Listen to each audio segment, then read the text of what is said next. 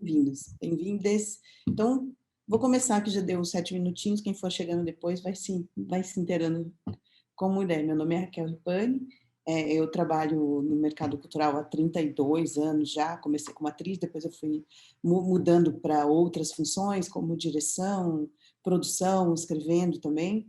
É, e hoje eu vou estar falando, agora eu estou há uns 3 anos numa produtora de audiovisual. Ah, legal, obrigada, Marice.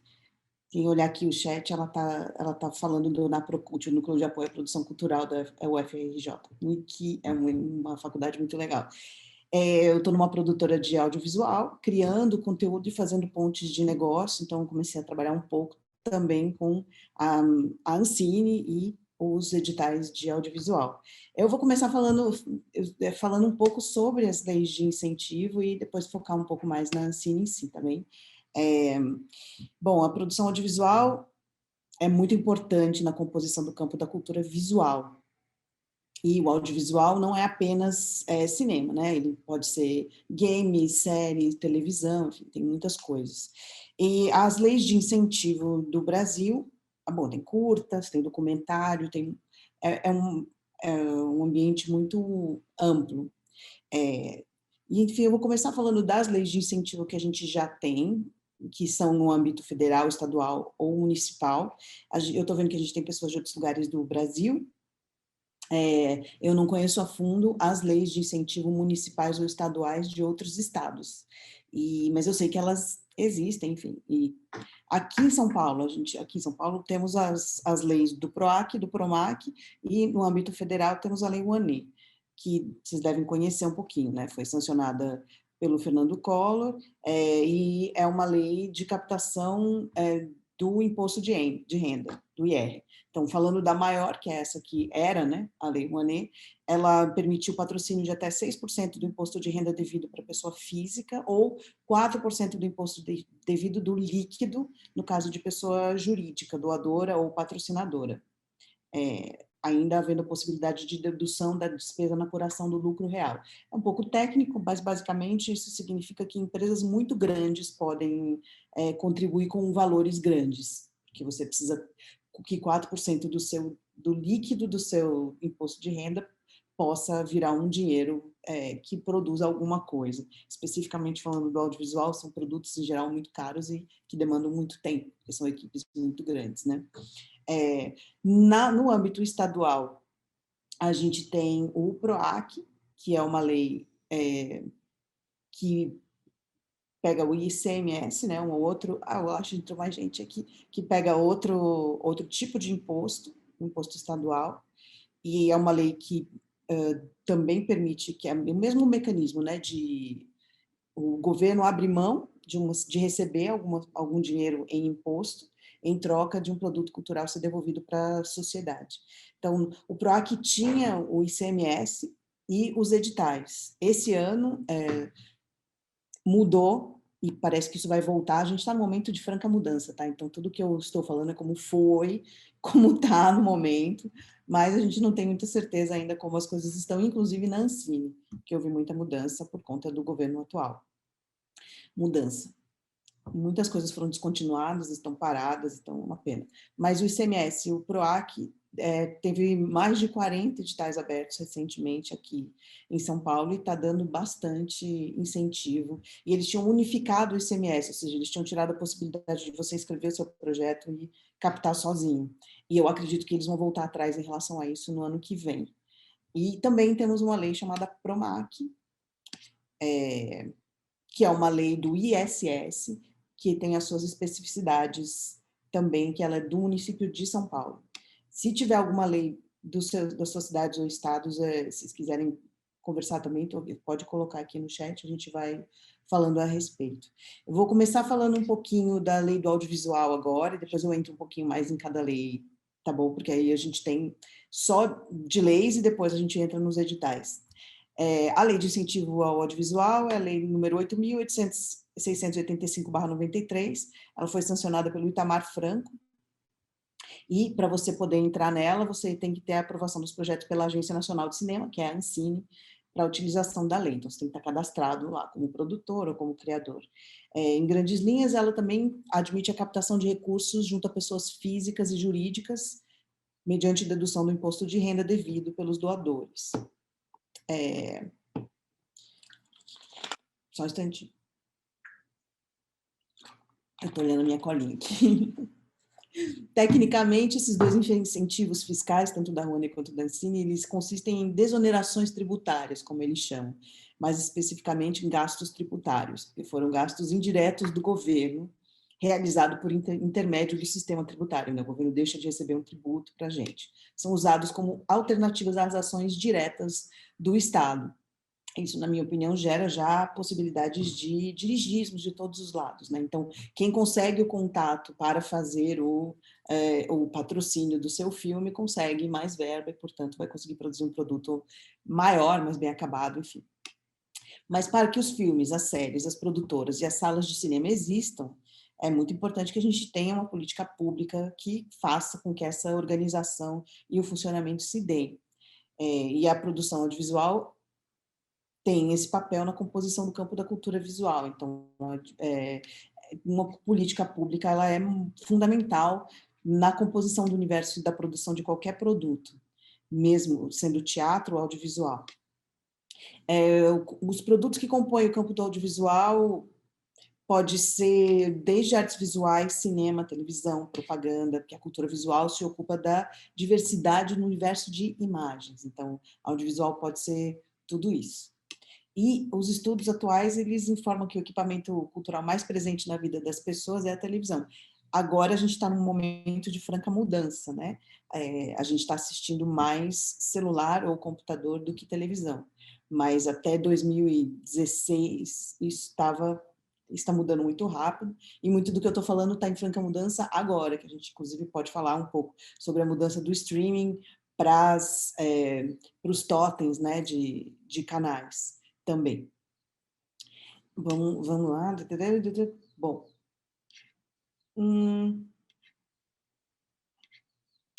o audiovisual é um setor complexo, porque a base dos segmentos produtivos contempla todas essas linguagens, né? Televisão, games, streaming. Então, a indústria audiovisual compreende diversas pequenas indústrias. E todas essas formas do audiovisual estão enquadradas e organizadas numa configuração com agentes vários de produção. Então, a leitura setorial desse campo compreende uma dinâmica que se dá pelo reconhecimento da distinção entre as atividades desempenhadas pelos agentes econômicos. E no campo da política audiovisual fica patente que o investimento massivo somente na produção do conteúdo do audiovisual não é somente capaz de trazer o assentamento econômico, entende? Então, não adianta você só estimular se fazer, porque a gente tinha uma questão aqui no Brasil que era não conseguia ter tempo de tela. Então, você não conseguia, se você conseguisse produzir um programa de TV, você não conseguia colocar ele num canal. Ou se você consegue produzir um filme, você não conseguia colocar ele no cinema, em um número X de salas de cinema. Por conta disso que a gente também teve uma lei muito importante, que foi a de cotas, cota de tela. E isso deu uma grande virada, uma grande mudança, para que a gente tivesse uma indústria do audiovisual sustentável no Brasil, que era onde a gente estava a caminho de conseguir. Então, o entendimento setorial do audiovisual não é só lança a luz não só sobre o campo como força produtiva e inovadora, mas também cria a necessidade de um conhecimento do audiovisual como um sistema, que tem produtos e agentes com contínuas relações mercadológicas, porque você tem várias etapas, né? Então você precisa de um distribuidor para colocar o seu filme nos cinemas, por exemplo, quem vai distribuir, ou o canal que vai estar associado para o lançamento, se ele for feito em streaming, né? E no caso da Ancine, a criação do fundo setorial do audiovisual, que fez muita diferença na hora de se conseguir avançar em produções. O Fundo Social Setorial do Audiovisual, ele surge com as disposições da primazia do Fundo Nacional de Cultura, do FNC, que é a mesma base da Lei Aldir Blanc. Eu não sei se vocês conhecem. Se eu estiver falando chinês, vocês me avisam, que eu posso meio rápido. como eu trabalho um pouco nessa área. Como, então, ele parte do Fundo Nacional de Cultura, que é uma das partes da Lei Rouanet, inclusive, tá? Eram 3 partes do mecenato, o Fundo Nacional de Cultura era uma outra parte dele, como indutor do desenvolvimento do setor cultural do país. Então, com base no olhar setorial para a cultura, se começa uma outra ideia dessa política para o setor. Então, as premissas buscadas para a construção dessa política começa a estudar um pouco a estrutura existente no Estado. Então, eles, usando como exemplo os sistemas de ciência e tecnologia e inovação, ou mecanismos já usados a FINEP, que são os fundos setoriais, eles entenderam que podiam criar um fundo que não é novo, pegando já do Fundo Nacional de Cultura e colocando como fundo setorial. Então, é uma ação que inaugura uma nova estratégia do Ministério, à época, que não é mais Ministério, agora é Secretaria, mas é uma nova estratégia de atuar de uma maneira mais indutiva. Então, o fundo setorial, que é a principal forma que a Ancine estimula, enquanto lei de incentivo, articula 2 dimensões: o incremento de valores financeiros e o fomento ao setor. Então, tem as 2 coisas. Na prática, é uma alternativa ao modelo das leis de incentivo, do fomento indireto e da participação tangenciada do Estado na cultura.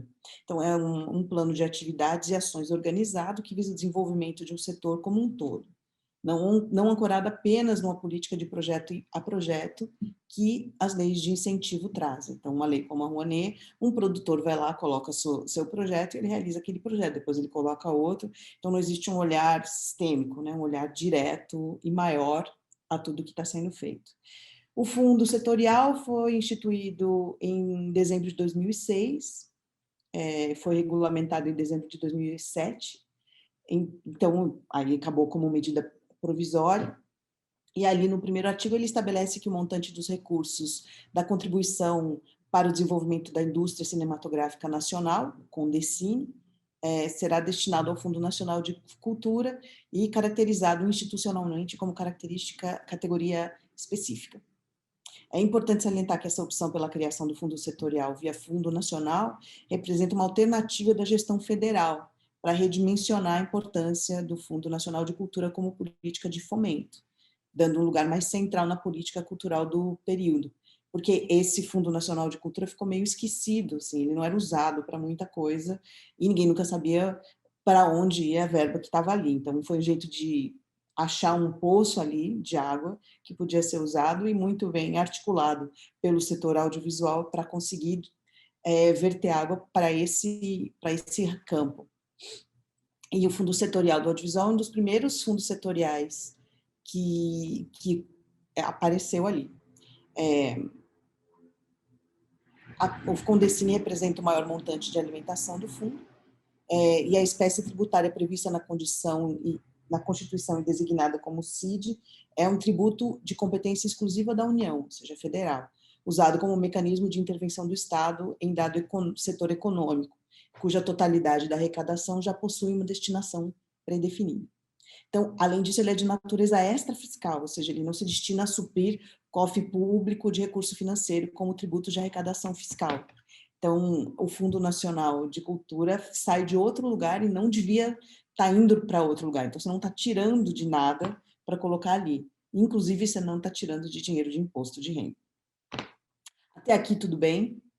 Está todo mundo comigo? Tudo certo. Obrigada. Bom, Tudo certo. a criação do CONDECINE deu-se com esse entendimento que o setor audiovisual precisava de maneiras de integralizar do ponto de vista do fomento das ações de desenvolvimento.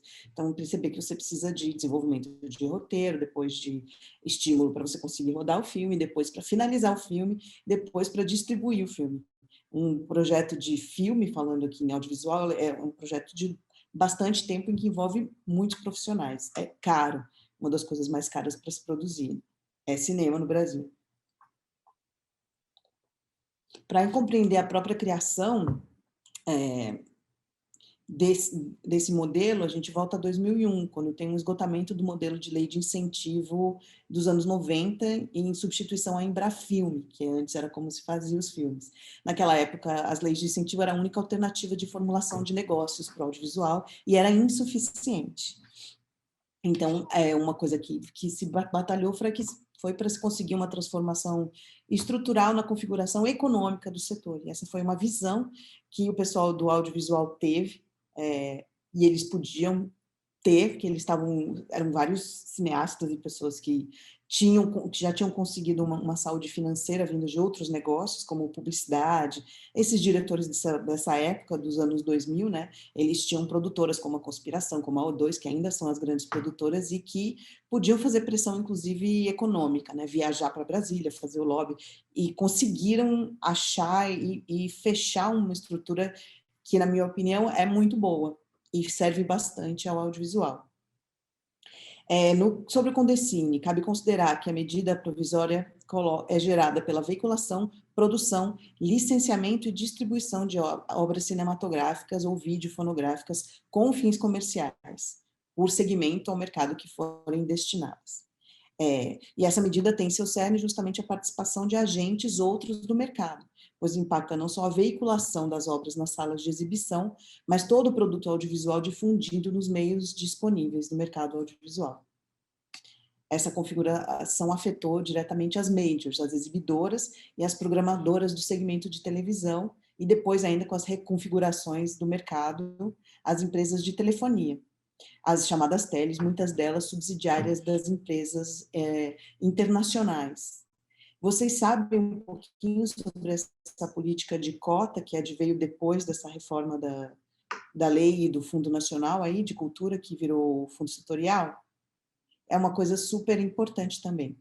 Eu vou terminar aqui, que a configuração da Condecine é um agrupamento de 3 CIDs divididos da seguinte forma: Condecine Título, que incide sobre a comercialização de obras audiovisuais publicitárias e não publicitárias, nos diferentes segmentos do mercado do audiovisual. Condecine Remessa, incide sobre os agentes que pagam os rendimentos referentes à exploração financeira das obras audiovisuais no exterior. E Condecine Teles, que incide sobre os provedores de serviços de telecomunicações autorizados a distribuir o conteúdo na forma de acesso condicionado. Ok, isso é super técnico, né? Então, voltando para a análise da lei, a gente percebe que ali tem um entendimento de que a política para o setor, ela deve se construir não só mais sobre a lógica do fomento, mas sobre a lógica de investimento econômico, em que se busca retorno ou benefício sobre o investimento inicial, o que eu acho muito bacana. Porque de repente a gente virou investidor em filmes e não numa produtora, entende? Que tem uma carteira de projetos ou só em um distribuidor. Investir em uma obra só é como jogar numa roleta de um número só.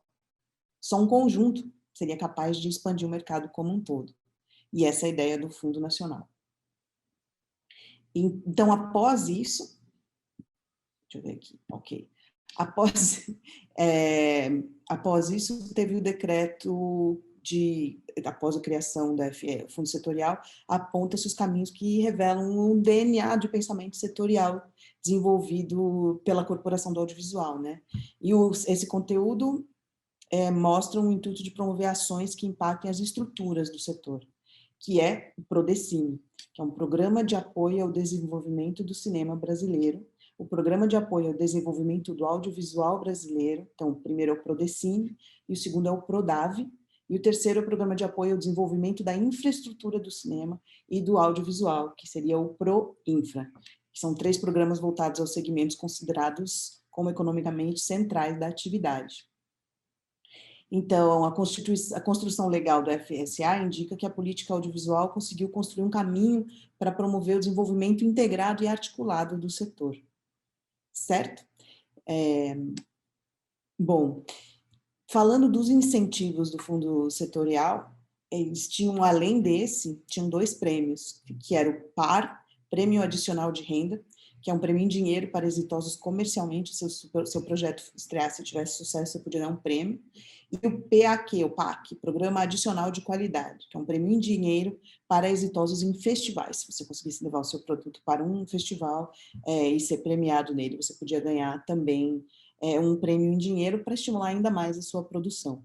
Eu estou tentando resumir bastante a criação aí, e os mecanismos da Ancine, para a gente poder falar das outras leis aqui de São Paulo e para a gente poder falar também dos editais em breve, porque tem muitos editais que partem da premissa de que editais que são públicos e editais que são de empresas privadas. A Natura pode fazer um edital, enfim. A SPCine aqui em São Paulo tem bastante editais e muitas vezes eles exigem que vocês tenham já cadastro ou que vocês já tenham se inscrito na lei. Aqui, olha, a Letícia falou que tem a lei de Djalma Maranhão, de incentivo a IPTU e ISS. Que lindo, que bacana, sim. Que bacana que a Letícia está falando no chat, é super importante, né? As leis estaduais e municipais darem espaço, porque a cultura, ela rende muitos frutos, né? E não só em formação, mas enfim, né? De turismo, a cultura é uma forma, tem que ser vista como uma forma sistêmica para ela poder crescer, mas veja, os editais muitas vezes esperam que você tenha cadastro, ou que você já tenha uma chancela de que você pode captar para você entrar neles também. Então, é importante a gente conhecer as leis de incentivo e estar em ordem com as documentações, que é a parte bem chata, mas super importante para você conseguir ter a chancela das leis e para você poder entrar em vários editais, porque aí eles vão exigir que você mostre, olha, não, meu cadastro está aqui, ou, enfim, cadastro negativo de débitos com a União, todas essas questões técnicas e de produção também são super importantes quando você for entrar em editais.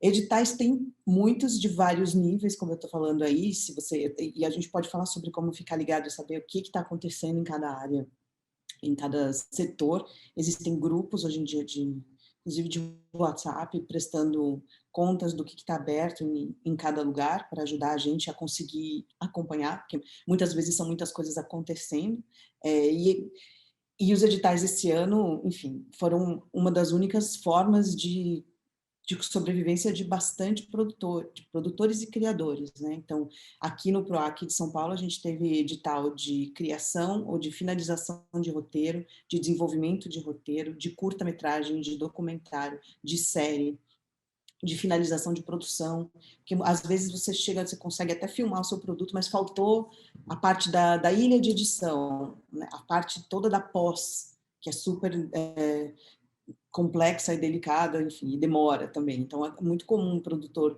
conseguir realizar um filme com um prêmio que ele ganhou aqui, e depois demorar mais 5 anos para conseguir mais uma grana, para ele conseguir editar o filme, para ele poder, enfim, e depois mais um edital de distribuição, para ele conseguir pagar um distribuidor para lançar o filme dele.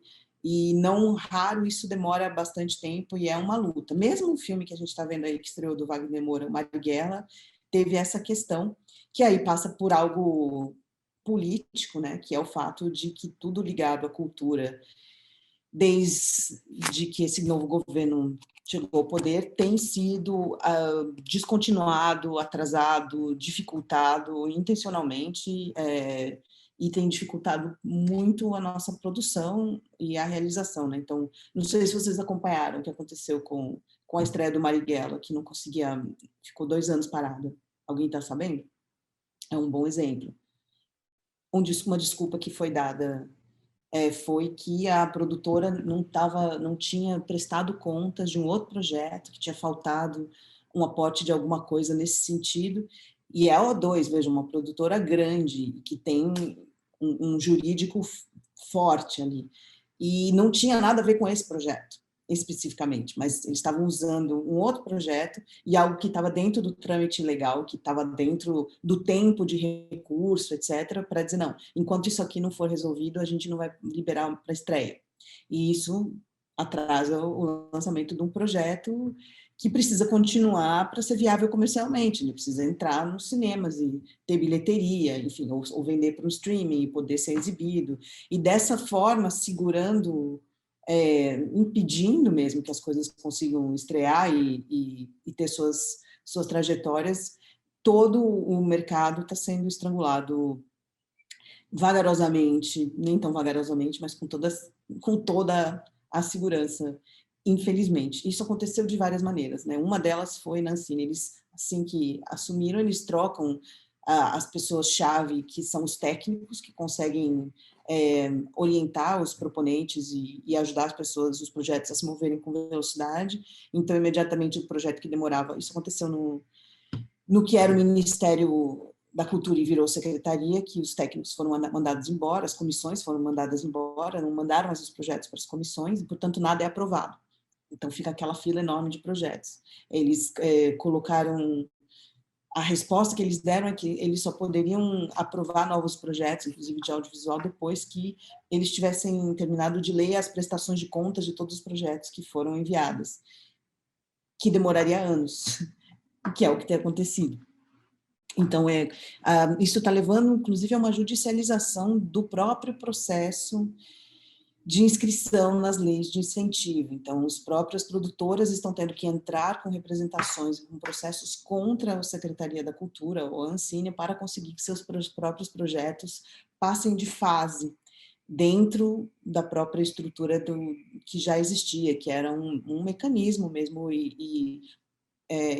possível de ser usado por todos nós, mas ele tem sido muito dificultado propositalmente, na minha opinião, pela ação do governo, que vê que os filmes, ou que o audiovisual, ou mesmo que qualquer forma de arte, tem um viés ideológico. E como eles têm um viés ideológico, eles pretendem, de fato, com efeito, boicotar iniciativas que estejam sendo feitas, que eles acreditem que tenham outro tipo de viés ideológico.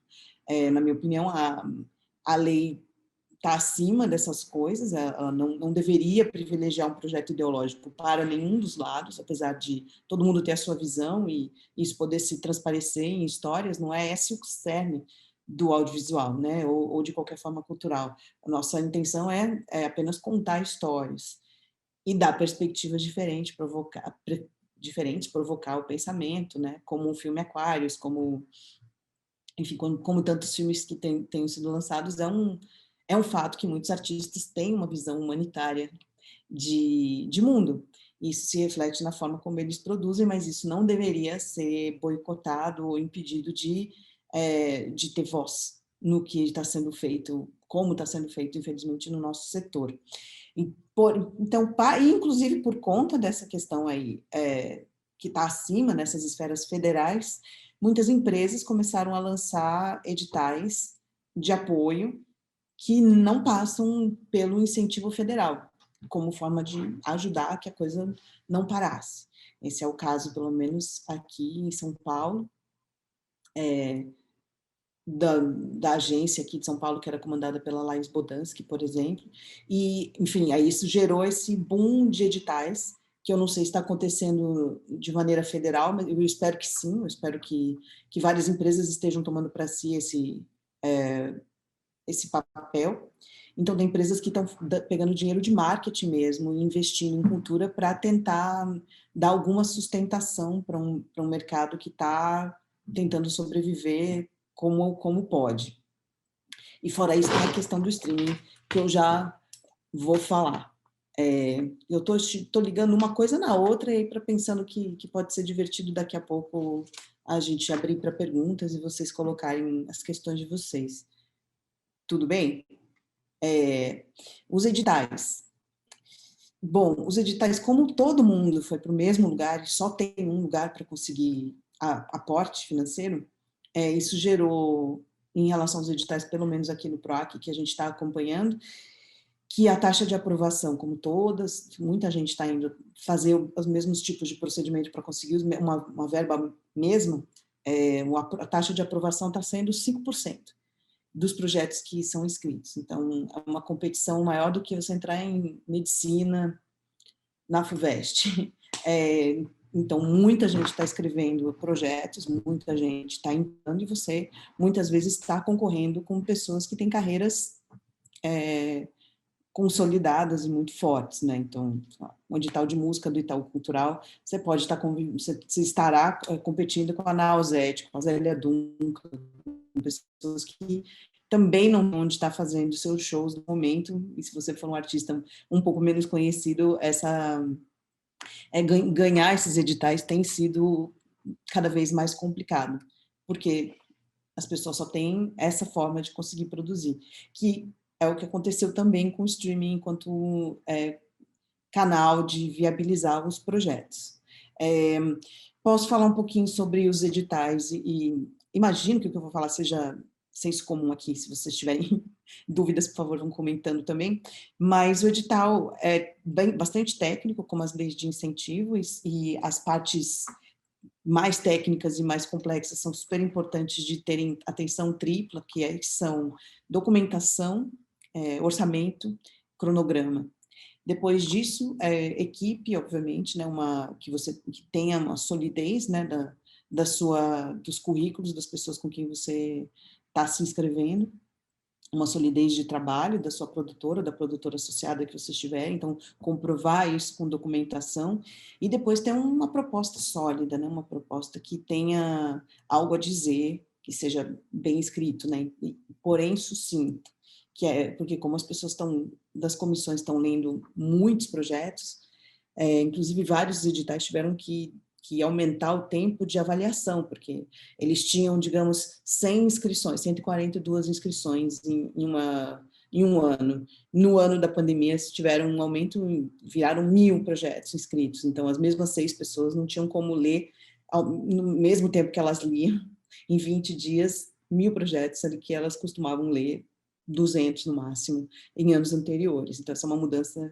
que os editais estão sofrendo agora, e que a gente precisa considerar também na forma sucinta de defender o seu projeto, né? Escrever ele sendo racional e objetivo. Olha, eu quero isso aqui por causa disso aqui e tal. E os editais muitas vezes têm pedidos um pouco diferentes dos pedidos da lei, como contrapartidas sociais, contrapartidas raciais, contrapartidas geográficas, inclusive. Essa é uma característica do PROMAC, que é uma lei, mas também foi colocada dentro dos editais do PROAC, que eu estou comentando aqui porque eu os conheço bem, porque eu sou de São Paulo. Eu vou falar um pouquinho do PROMAC que eu não tinha falado ainda agora. Beleza, gente? Todo mundo comigo? Sim? Sim. Ok. Obrigada, Marcelo.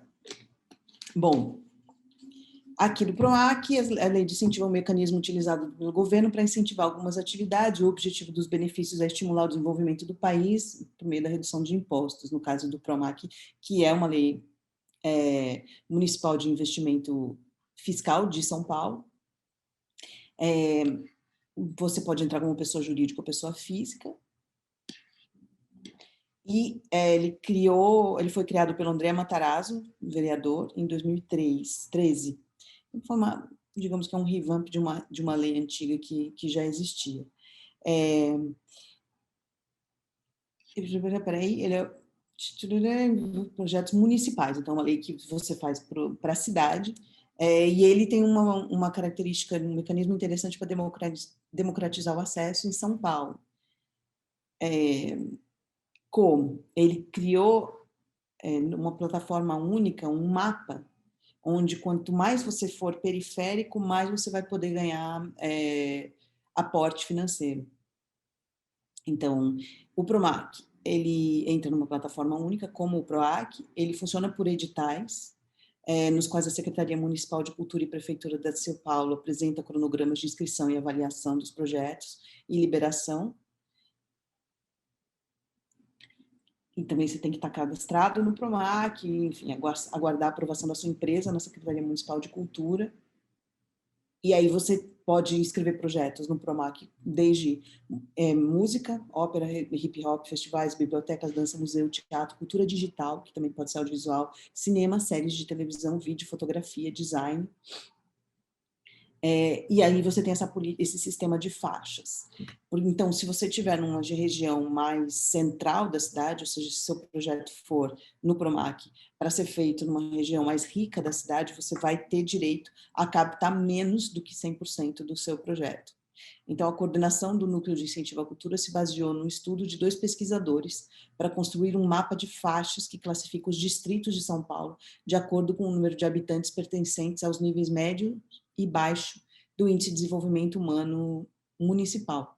Então, a partir desse mapa, eles colocam, quanto mais você for periférico, quanto mais ações você tiver que vão dar mais suporte para pessoas dessas regiões da cidade, mais dinheiro você vai poder captar, esse no caso do PROMAC. Isso também foi importado de alguma maneira no PROAC, que é um sistema estadual aqui de São Paulo, onde eles tinham uma cota nesses últimos editais de 50% dos projetos para projetos do interior, ou seja, que não fossem da capital. Por quê? Há uma centralização da cultura no sudeste do Brasil, sabemos disso, especificamente em São Paulo. Então, produtores, tanto do litoral quanto do interior, de cara, teriam 50% da verba destinada total do edital, que é uma maneira muito boa de você estimular a cultura em outras cidades, em outros eixos. E eu acho muito pertinente. Não só isso, também tiveram políticas destinadas a cotas raciais para mulheres de gênero ou pessoas que se identifiquem com outros gêneros, ou mesmo para a comunidade LGBTQIA+, e também para pessoas com necessidades especiais. E isso eu acho muito positivo que esteja sendo olhado, porque são pessoas que muitas vezes, inclusive tem editais que foram feitos de cultura caiçara, cultura LGBTQIA+, de cultura negra, e são todos importantíssimos, e continuam acontecendo. Já saíram resultados de vários desses editais do PROAC aqui, mas eu acho que essa ideia das cotas também é muito positiva, e os editais estão se aprimorando conforme eles estão sendo lançados e os resultados estão acontecendo. E ainda mais esse ano, a gente teve bastante coisa de audiovisual com a ideia do Cultura em Casa, com patrocínios a lives, com muita coisa acontecendo ligada, inclusive em teatro, ao audiovisual. Então, teatro filmado. Então, o caminho do audiovisual cada vez vai ser maior, né? A gente cada vez vai usar mais, porque nós estamos cada vez focados mais nas telas, né? No celular, no iPad, no computador, e enquanto forma de diálogo, né? Então, seu projeto pode ter uma parte que ele é audiovisual, outra parte que ele é presencial. O caminho tá, eu vejo com muito otimismo essa mudança. Apesar da gente ter uma outra mudança de mercado que aconteceu, porque eu cheguei, voltando aqui para a Ancine, onde eu estava, eu espero que eu esteja fazendo sentido para vocês, para a lei federal, eu tinha parado antes de falar sobre a cota de tela. E o que foi isso? Por que isso foi uma grande mudança, uma mudança muito positiva também, além do Fundo Nacional de Cultura, né, que criou o Fundo Setorial.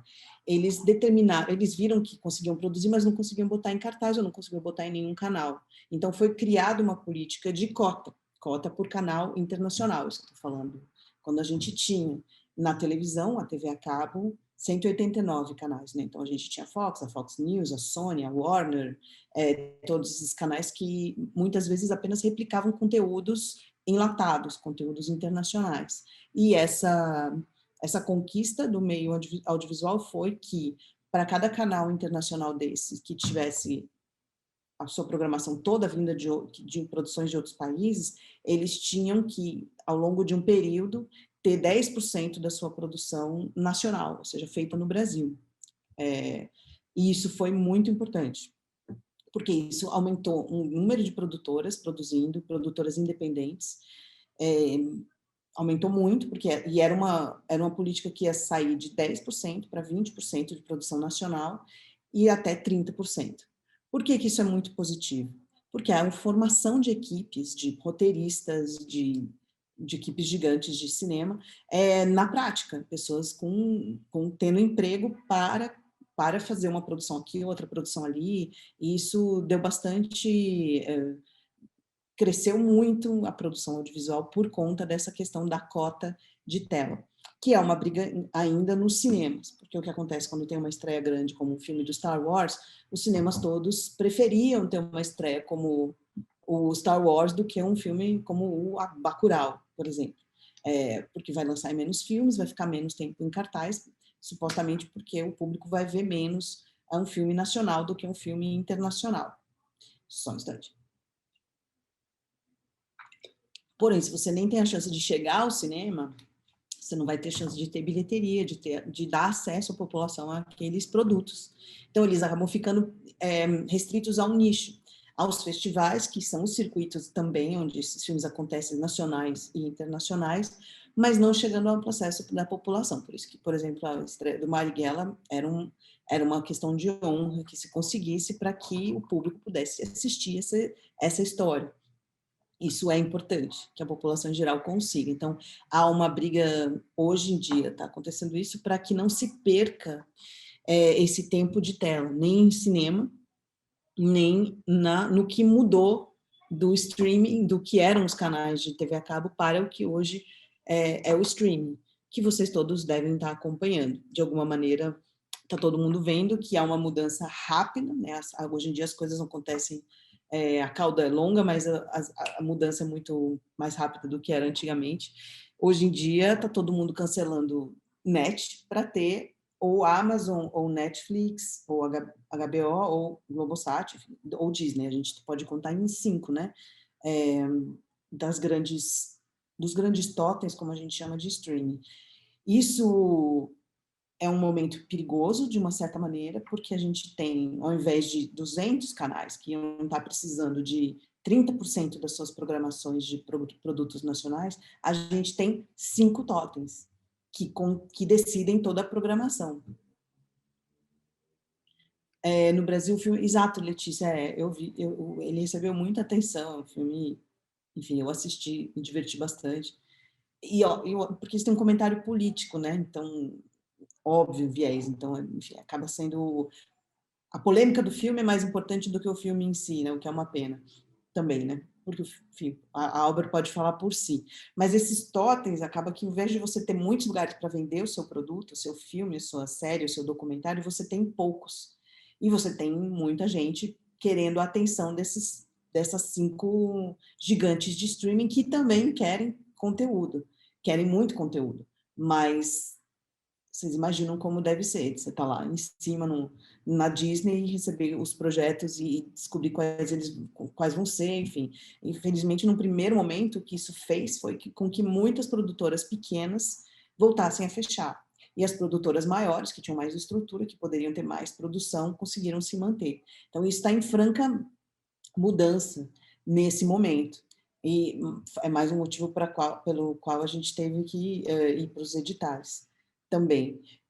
Porém, ainda não está finalizada a ideia de que esses totens, como a Amazon, etc., como eu estou comentando, vão ter que ter a cota de tela. Isso é algo contra o qual esse governo está lutando. Eles não acham que deveria ter tela. Por trás dessa fachada da livre iniciativa, liberal, etc., acaba que não existe, de verdade, sem uma política pública direcionada, a meritocracia não vai conseguir fazer com que mais de nós tenhamos mais produtos expostos e tendo lugar para as pessoas assistirem esses produtos nas suas televisões, nas suas telinhas, enfim. Claro que a gente também pode falar de produção direto para o YouTube, né? Como os processos de produção, de edição, está tudo ficando mais compacto e mais possível de ser feito em menos pessoas, eu acredito que o audiovisual vai sobreviver e vai continuar crescendo. Mas a gente está num momento de franca mudança, assim, as coisas estão virando no seu eixo em 180 graus de um ano para outro, então está difícil de acompanhar, inclusive, o que e para onde a gente está indo, né? Eu espero e vejo que tem um futuro para o audiovisual mais do que nunca.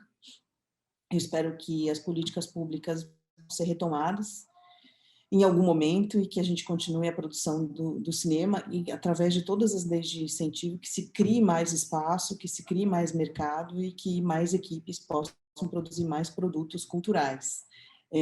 Sou pela cultura 100%, uma cultura sem interferência, sem censura e sem base ideológica para um lado ou para outro. Uma cultura que deveria ser apenas porque essas coisas que a gente estamos falando são no lugar do Estado ter uma política cultural. É o começo de tudo que eu gostaria de falar, que seria o mais importante, seria um Estado que pensa em uma política cultural e que contempla diferentes maneiras da cultura estar atendida. E uma dessas maneiras é protegendo a produção nacional. A cota e a produção nacional são formas que os governos de vários países conseguiram para manter a cultura dos seus países viva, no cinema italiano, no cinema francês, alemão, britânico, todos eles sobrevivem de cotas e de investimentos para que um gigante como o cinema americano não viesse e apagasse uma visão de mundo daquele próprio país. E defender essa pesquisa, essa linguagem, a formação dos seus artistas, a voz desses artistas, vozes dissonantes, vozes que caminham em direções que podem não ser as que quem está no poder quer ouvir, é fundamental para que a gente possa continuar tendo um país livre e um público que possa raciocinar e contribuir com visões plurais para o crescimento de uma nação. Então, desde a criação da Lei Rouanet, era o nosso Estado não querendo tomar parte numa produção de políticas públicas que pensem na política cultural, né? Para onde o nosso país está indo? Como a gente protege o nosso folclore, a nossa cultura, e ao mesmo tempo abre espaço para novos negócios. Esse é um raciocínio que o Brasil ainda não fez em termos de política cultural. A gente não tem um país que nunca destinou o que é previsto na Constituição ou o que é previsto para que fosse a porcentagem que o Brasil investiria na cultura anualmente. Jamais. A gente nunca chega lá, pelo contrário. E esse ano a gente chegou muito aquém. Então, é muito bom poder falar disso, e ao mesmo tempo é bastante preocupante que a gente esteja perdendo tanto esforço, tanto tempo, tanta energia para conseguir fazer o mínimo, e que a gente não esteja tendo o apoio que a gente deveria ter. Uma exceção a isso é a Lei Aldir Blanc, que eu não sei se vocês conhecem, uma lei que eu participei da articulação política para que ela fosse aprovada, e agora está indo. Tomara que ela seja aprovada, é uma lei que o secretário de Cultura do nosso país é contra, mas foi uma lei também que vem do Fundo Nacional de Cultura e que deu um alívio de um auxílio econômico durante a pandemia, inicialmente, para vários artistas que não tinham o que comer, e que agora a gente está batalhando para que seja uma lei que fique, como é a lei setorial do audiovisual, que se mantenha e que seja uma base para a proteção dos artistas no país, inclusive para nos proteger desse governo, porque é uma lei que está passando ao largo do que a Secretaria da Cultura está fazendo em todas as instâncias, né? Seja na Funarte, seja na Ancine, e seja na Secretaria da Cultura. A gente está lidando com resistências, então os artistas conseguiram se articular para uma criação de uma lei que não passaria por essas agências e mais destinaria verbas para os próprios artistas, e tomara que a gente consiga, apesar do que a gente tem aí na política pública agora, aprovar mais essa lei e destinar mais verbas para a cultura do país. Acho que era isso para um começo de conversa. Vocês querem fazer perguntas ou, enfim, comentários? Estamos aqui, estou aqui para abrir para a gente começar, pode ser?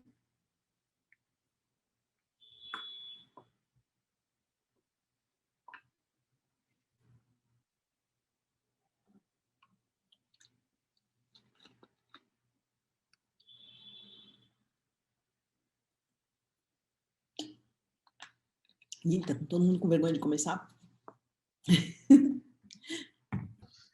Então, Quem? desculpa. Oi, boa tarde. Eu queria fazer uma pergunta mais específica, né, sobre essa questão da cota de tela. Você acredita que a gente consiga fazer algum tipo de ampliação da porcentagem das cotas da cota de tela no cinema nacional? Eu acho. Desculpa.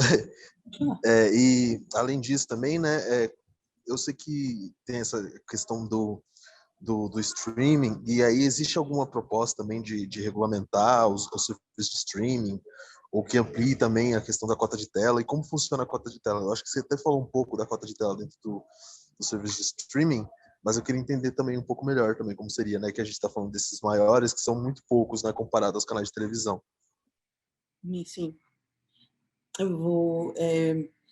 sim, a cota de tela, ela tinha um fim, ela tinha ela começava propondo que a gente fosse aumentando e não destinava que isso ia acabar. Porém, infelizmente, na Ancine, o governo que está agora é contra. Eles acham que o liberalismo econômico, entendeu? Se o filme for bom, as pessoas vão querer ver, não precisa de nada disso de cota. Então, a gente está tendo que brigar para não perder a cota que a gente tem no momento. Então, eu sou super favorável a aumentar a cota, eu acho que 30% ainda podia ser mais. Acho que os benefícios disso a médio prazo são evidentes já, sabe? Apesar da gente, no começo da cota, a gente ter tido vários programas que assim, uma pessoa sabe, numa salinha com uma câmera e tal, e isso contar como um produto audiovisual, com o tempo isso foi mostrando que a gente tem capacidade de criação, inclusive de séries, como a gente está vendo hoje, de arco mais longo, enfim, eu acho que o nosso caminho é só aumentar. Quanto maior o investimento, maior o treino dos roteiristas, maior o treino das produtoras, maior a possibilidade de negócio do que a gente vai fazer. E, infelizmente, o mercado audiovisual é mais organizado do que outros meios culturais, como o próprio teatro, da onde eu venho. Então, a articulação dessas grandes produtoras que já tinham grana para poder brigar, para ela fazer reunião, para ir em Brasília e tal. Eu brinco que cineasta brasileiro, em geral, é herdeiro, né? Se você for ver um Walter Salles, o Bruno Barreto, esses caras todos são pessoas que têm famílias que podem manter esse cara investindo no sonho dele, enfim, até ele conseguir viabilizar, mas agora estava se abrindo com as cotas de tela. E a ideia é regulamentar o streaming, mas o que a gente sabe no momento é que o governo é contra. E se não tiver a obrigatoriedade da cota de tela, eu não sei como vai ser para a gente. Então, é uma briga. Então, eu estou aqui, eu não posso te dizer o que eles vão fazer, mas no momento, a estratégia do governo com a Ancine, com a Secretaria da Cultura, tem sido a mesma, equivalente a que eles têm feito com a academia, ou seja, eles trocam os cabeças dessas pastas constantemente, cada vez mais colocando pessoas sem qualificação, como a gente tem o Alexandre Porciúncula, que é uma pessoa que é um militar, que fala que a gente deveria ter uma arte sacra. Eu vou rir para não ficar em desespero. Eles trocam eles trocam as pessoas que são das comissões, as pessoas técnicas que aceleravam os processos e que ajudavam a gente a conseguir, e eles vendem para o público que nós, artistas, estamos aqui para mamar na teta do Estado, que a gente não quer produzir nada de bom. O que não é verdade, porque, obviamente, vocês sabem que qualquer lei de incentivo é extremamente regulamentada, extremamente... Assim, a gente só abre uma conta quando a gente recebe o ok da lei para abrir a conta, a gente só movimenta a conta com o ok da lei de incentivo, ou seja, nada do que o artista está fazendo é feito de maneira leviana, mas infelizmente eles estão vendendo essa ideia de que a gente não tem capacidade de disputar. Bom, mas também, realmente, disputar com Star Wars, né, se a gente não tiver um mínimo de noção que a gente primeiro precisa nos ajudar para depois colocar a gente num ringue sem luvas, né? Eu acho, enfim, infelizmente é uma pena que seja que a gente está sendo. Mas sim, eu acredito que a gente deveria regulamentar o streaming e uma cota de tela no streaming maior também, porque são poucas players com muito poder. E isso é delicado. A famosa mão invisível do mercado. Existe dica de site específico para divulgação de editais de audiovisual? A Marise perguntou. Olha, eu estou em grupos de WhatsApp chamados editais mesmo, e tem sites que eu entro, peraí, deixa eu ver aqui. Como é que é o nome dele? Eu vou procurar aqui. Tem um site, Prozas, é isso mesmo. Eu estou no Prozas e é bem legal. Ali ele aparece, ele manda. Você coloca as áreas que você quer se inscrever e eles te mandam. Você recebe por e-mail. É uma das maneiras. Se você fizer redes dos discursos que vocês fizerem, aqui em São Paulo está tendo muito workshop, né, de como preencher as leis de incentivo quando elas aparecem. E eu estou em vários desses grupos, o que é muito bom, porque se você estiver em vários do WhatsApp, tem algum que alguém não conhece, que outra pessoa vai conhecer. Olha, Hernan, obrigada. Hernani está perguntando o papel do movimento social na articulação para abrir mais editais. E pontuar a Lei Paulo Gustavo.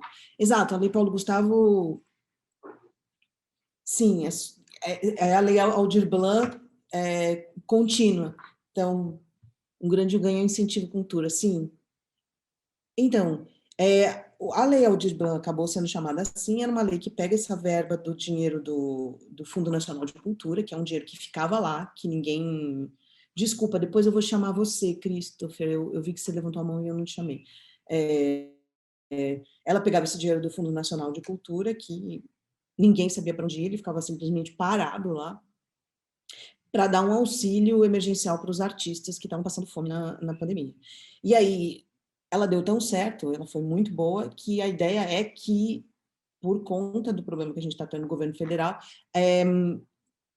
colocar ela como uma lei que se mantenha, que ela não seja só pontual para a pandemia, entendeu? Ela seja uma lei de auxílio e de apoio aos artistas. Há projetos, como ela foi, porque você criou o projeto que dava naquela hora, mas que a gente tenha pelo menos isso como base, para que a gente não esteja completamente desprotegido enquanto artista em face a alguma alteração de estrutural, como a gente ficou durante a pandemia, né? Então, ela basicamente ela utilizaria como foi a Audible. Então, você entraria com um projeto e você ganharia uma verba ali para realizar esse seu projeto, e isso viria diretamente através da lei e não através da Secretaria da Cultura. É um bypass na Secretaria de Cultura. Os artistas, com o apoio desses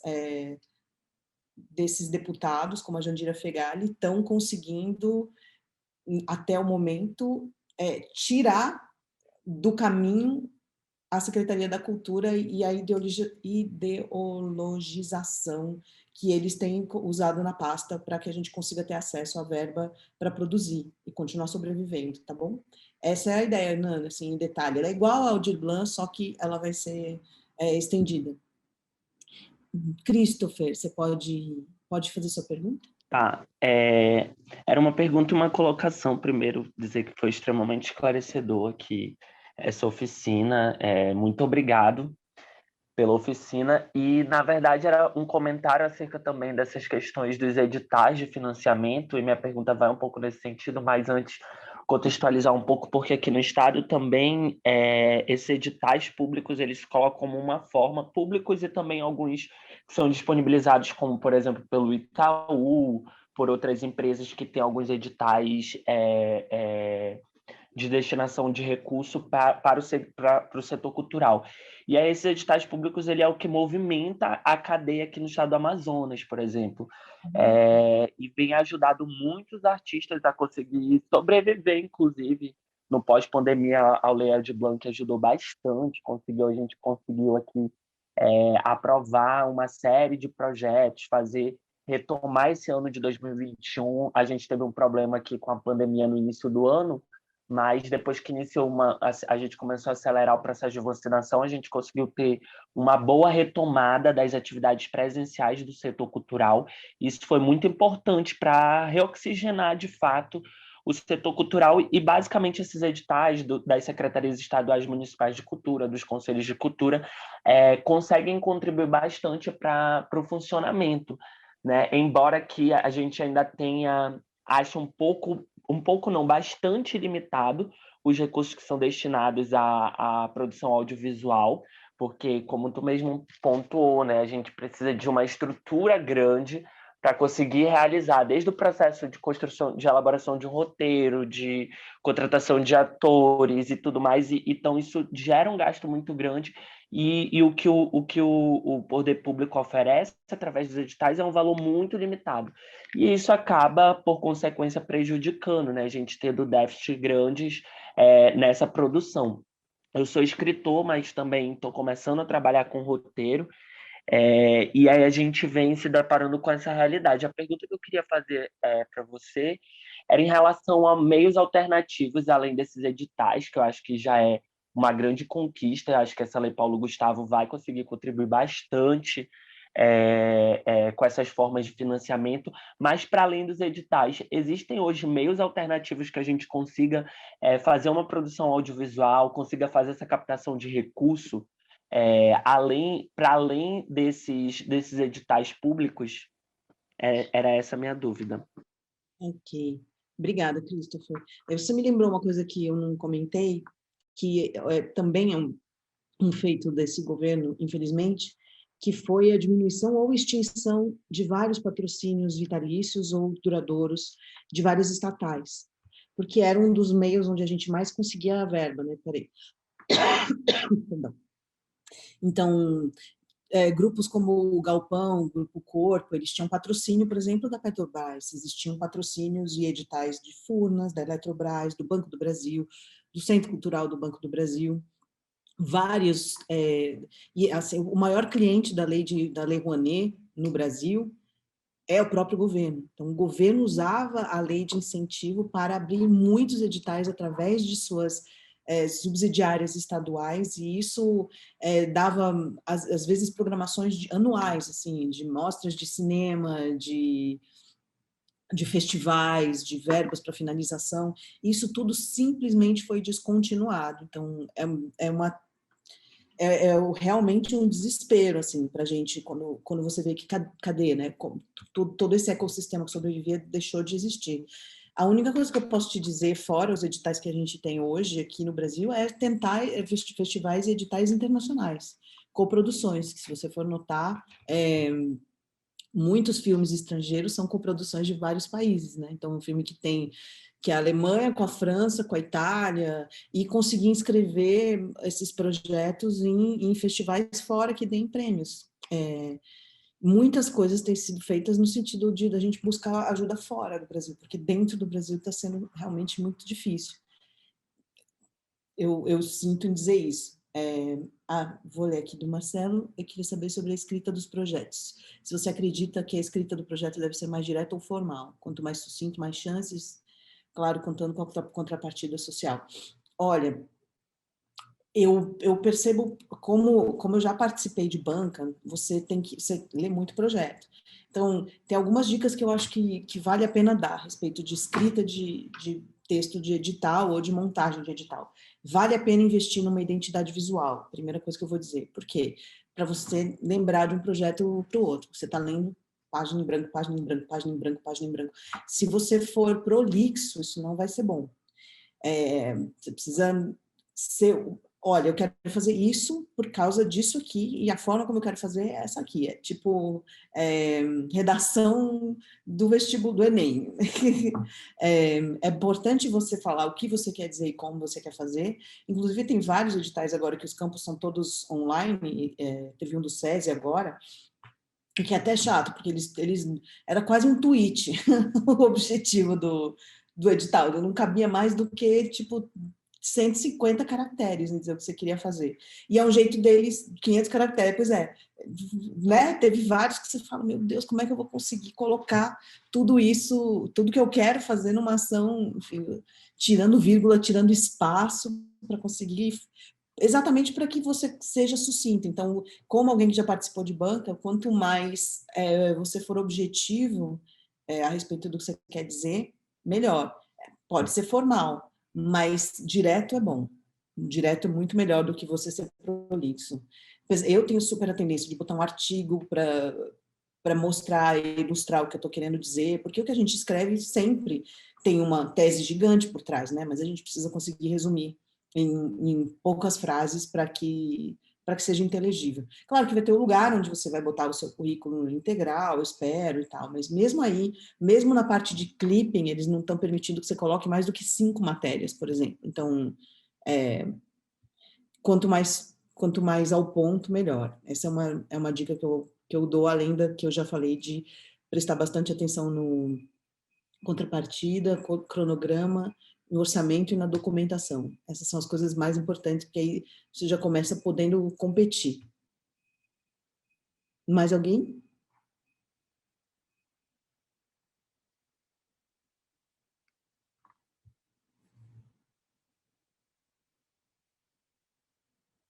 Imagina, Marcelo.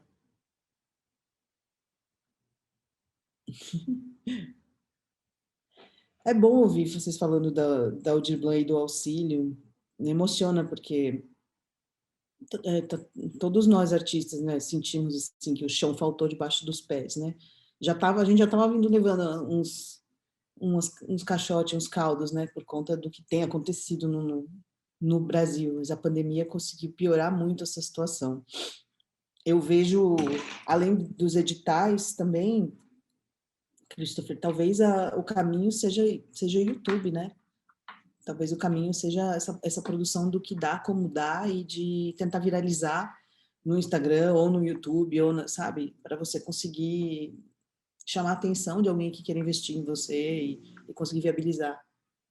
Sim, depois da Aldir Blanc, o Marcelo colocou vários festivais de cinema foram surgindo. Existe algum edital específico para festivais. Na SPCine também. Então, sim, eu achei muito legal, né, que tivesse, mesmo que os prêmios sejam pequenos, né, você gera um lugar onde você vai estar mostrando filme, você vai estar trocando ideias com outros criadores, e essa é uma parte super importante, né, do cinema também. Existem esses editais, sim. Eu ia comentar uma história, eu estava lembrando aqui não sei se vocês viram um programa do streaming da Apple chamado Ted Lasso, que ganhou prêmios, Globo de Ouro, eu acho, Emmy, recentemente. Um programa da Apple TV que começou através de um comercial. Então, foi feita uma série de 5 comerciais no intervalo de um campeonato americano, de futebol americano, e um humorista, que fazia parte acho que do Saturday Night Live, fez esses comerciais como se ele fosse um técnico de futebol americano falando sobre futebol, que é o nosso, né? Futebol do resto do mundo. E, através desse comercial, o personagem deu certo, o personagem foi contratado para ter uma série na Apple TV, e agora já está indo para a produção da 3ª temporada. Quer dizer, essas coisas me dão esperança, porque dá para a gente ver que você pode começar em qualquer lugar e terminar em outro. Então, acho que a gente tem que olhar um para o outro e não soltar a mão mesmo e falar, vou criar meu conteúdo, vou mostrar que eu sou criativo da forma que for possível, e isso pode acabar em algum lugar, sim. É difícil? É, muito, mas isso é a nossa carreira mesmo, né? Essa carreira com esse governo e a pandemia aí, nossa Senhora. Obrigada, Letícia, muito bom entender mais sobre essa parte. O audiovisual é bem burocrático e complicado. Sim, a gente está aí lutando contra o governo, processando o governo, passando lei para tirar o governo do diálogo, mas desistir nunca, né? Nós somos aguerridos, a gente não vai desistir, não. Mais alguém quer fazer algum comentário, alguma pergunta, dividir alguma coisa com a gente, pessoal?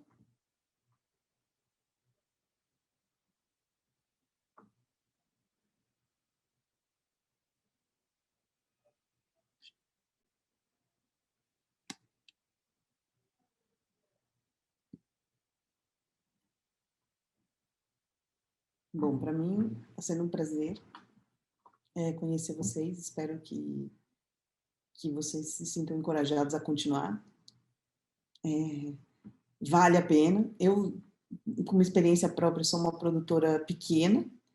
Eu consegui captar por leis de incentivo federais essa história de que a lei Rouanet só é para grandes produtores. Sempre consegui. Através dessa junção de editais junto com a lei de incentivo, e acho que é só uma questão de escala e de tempo para a gente conseguir mostrar tudo que a gente ainda pode criar. Capacidade criativa a gente tem, essa lei da cota começou a nos dar capacidade técnica, porque a capacidade técnica é treino, ela é talento, mas sem treino você não vai conseguir aprimorar a sua técnica, e sem você ter oportunidade de trabalho, você não vai conseguir ter treino. Então, eu acredito que o caminho seja esse, que a gente vai ainda mostrar muita coisa para o mundo, talvez mais para frente, mas a gente vai, certamente. Queria agradecer a todo mundo que está aqui e abrir para últimos comentários ou perguntas, etc. E se ninguém tiver, a gente já vai começar a encerrar, eu acho que eu estou já cheguei no ponto.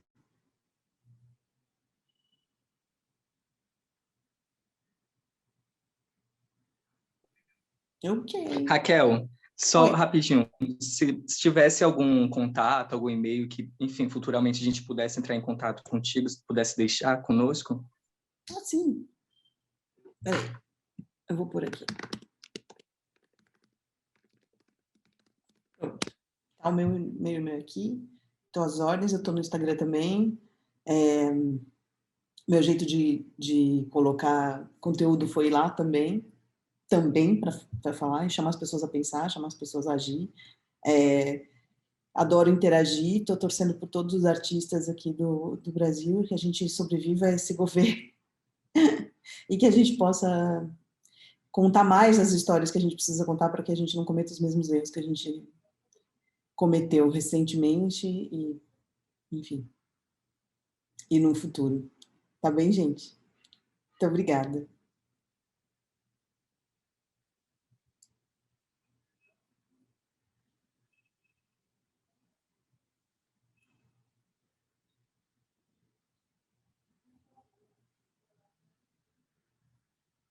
Tchau, tchau, boa tarde. Tchau, gente. Valeu. Boa tarde. Tchau, tchau. Muito obrigado, viu? Obrigada, Marcelo.